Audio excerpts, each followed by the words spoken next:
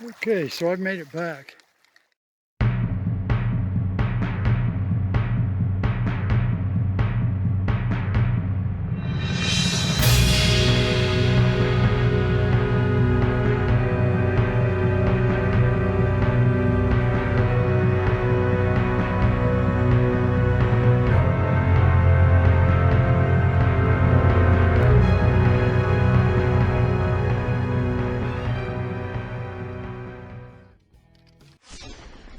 Oh, I don't think things are quite that desperate. All right, greetings and welcome to Drama in the Dirt. We are so glad you're with us. This week I go on a water hunt and I go way back. I find some interesting things. I encounter some things that are kind of weird. Some things are very, very sad. But I did find some treasure. So I hope you enjoy watching. Please come back and visit again. Next week we'll have a special episode. I guarantee you. I think you'll enjoy it. All right, God bless and keep you. May all your digs make you smile. Why? Because you're bringing history back to the future.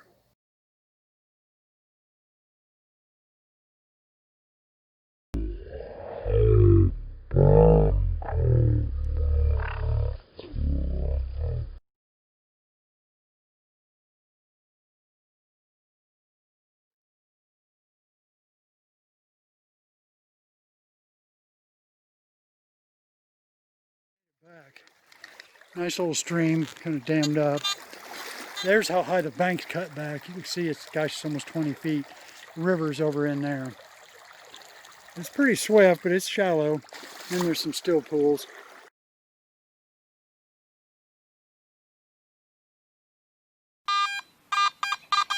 I was not able to shoot video, but look, I did get treasure. That is a 1927 silver Liberty Dawn. I can't believe it. But way back in here, I found it. I might come back and I might not. All right, thanks.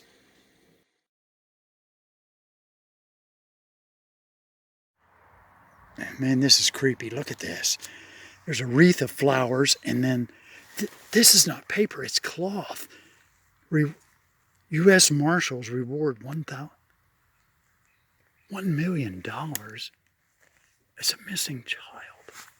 I wonder if they found it deceased here. Oh my gosh. For heaven's sake, I'll have to talk to the owner. Oh man, I'm glad to be out of there. That's kind of freaky. Whew, man, that was a long way back. Well, it's getting dark. All right, thanks.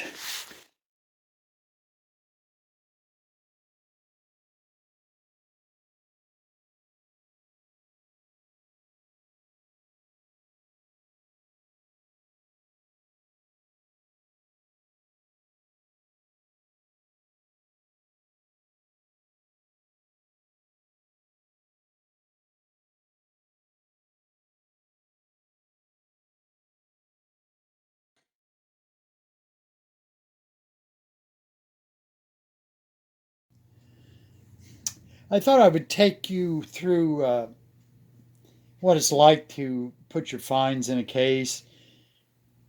There are certain things that you just have to keep. Other things that I get, maybe 90%, 80% end up like the brass and copper things just end up in recycling, aluminum, whatever.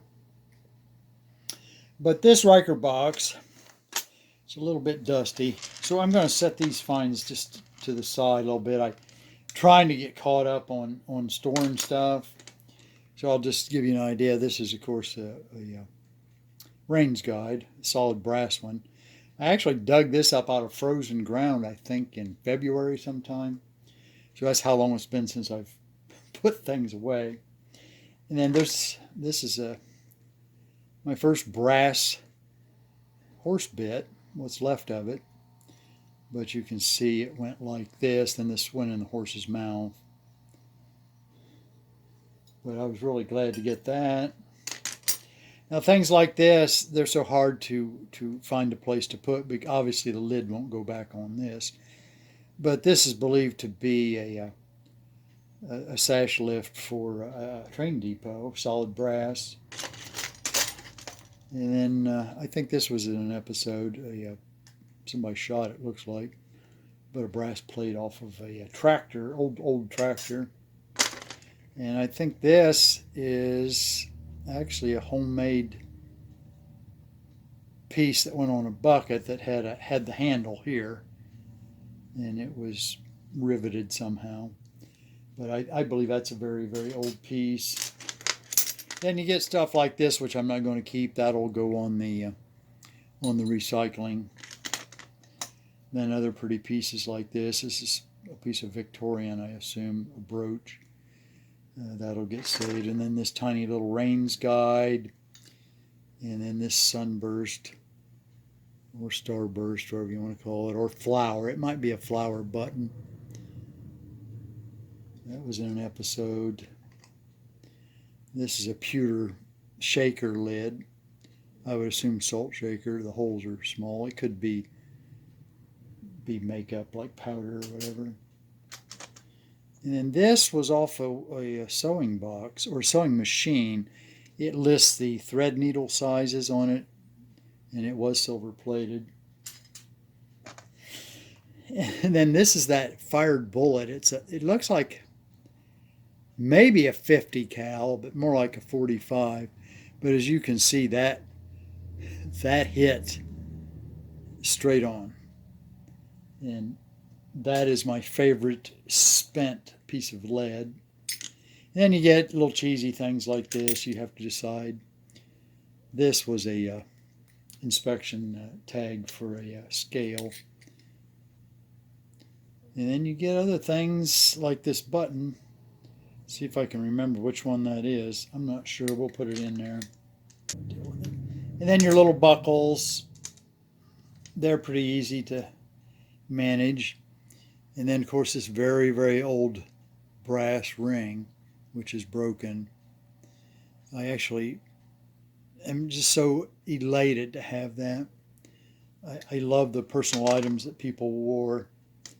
A broken key, heel plate, toe tap, another Rains guide. That should really be cleaned better before I put it in, so I'll set it over there. And then this little tiny floral button. I don't know how well that shows. And then we got this, several last month, this silver pin for the truck driver. And this is my smallest parasol slide that I can recall. So it'll go in. And then this is late 1800s. There's a story with this. I'm not going to tell it now because I really can't remember it real well. And then another ring, brass ring, and most likely a wedding band. And that was all they could afford, most likely, in those days. Then I did have this, which I believe is a hammer. But it looks like a bird, see, with a tail. There's the tail. But see, this kind of stuff you just can't, I'm going to throw it on the recycling. And there's another Rains guide. Well, that was one I was going to wash, wasn't it? And then you get into stuff like this. I think I can get that in there. This is one of my favorite locks. Has the brass keyway there, and it's iron. This was found near a train depot. And then my clay marble. So let me sweep this aside. So let me pull the top. You think it'll all fit in here? That's a blank. That's blank as far as I know. I'm not sure I'll save that. If it had something on it, it would be a different story. I think I got the pins out of this, as I recall. No, I don't.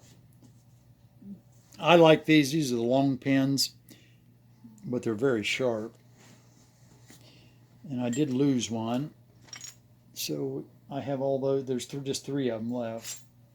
So we'll lift this. Oh, there's a little heart pendant. Yeah, that glass definitely needs to be cleaned. You try to organize. I do have some cases that are specifically for certain items like buckles, which here these buckles, I might go ahead and take them out and see that they get in the other buckles or into the buckle thing. So make sure that's showing up. So there's kind of like rings and stuff up here. So I'll take the smashed ring and try to fit it in there. You try to make it as compact as you can. These run, do I want to say 16 bucks? I think is what I gave for them a few years ago. And then just keep trying to compress. There's a little heart there. I mean, your fines vary so much. It's kind of hard. You know, you might get a little piece of metal that looks like part of a buckle, or maybe you might not even know what it is. And there's a little button. If you move them a lot, they're going to get jostled around. That's just the way it is. I'm going to try to put that there. See, I'm going to make sure the brass shows. I can't remember what that was. Oh yeah, it looks like some kind of giant button. That looks like a fish. I saved it. I didn't. It's lead. So I assume it's somebody's fishing weight. So I'll put the key here on the outskirts, the thinner stuff. And I'll start another buckle over here. There's my ring, which I will always cherish. There's that little pin. The tax toke, or the tax thing, I'm not going to put that in there. We've got this to go in. See, some of this stuff takes up a lot of room. So you have to ask yourself the question, is it worth the money to save something that you don't, especially if it's something you don't really know what it is. I can't see that without my glasses, I guess.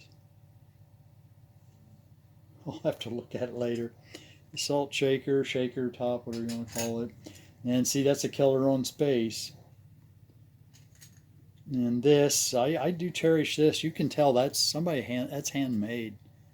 It's hammered and the whole works. And there's my smashed bullet. I'm not sure about getting this in. I might move this over and see if that'll, I hate to put it upside down, but I might. I don't think it's going to go without cracking the glass. I'll put that little pin there. That's sterling. And there's a little buckle there. So I'll put this one here. I'm not going to worry about cleaning anymore. And then this Victorian sash. See, do I have a right side up? Can go here.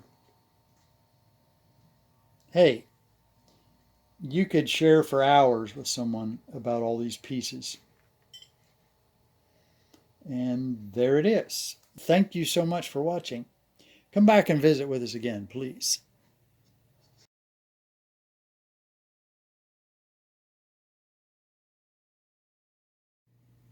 Is it running? Can you hear me now? Right, Paco? Hear him snoring? How can we live without him?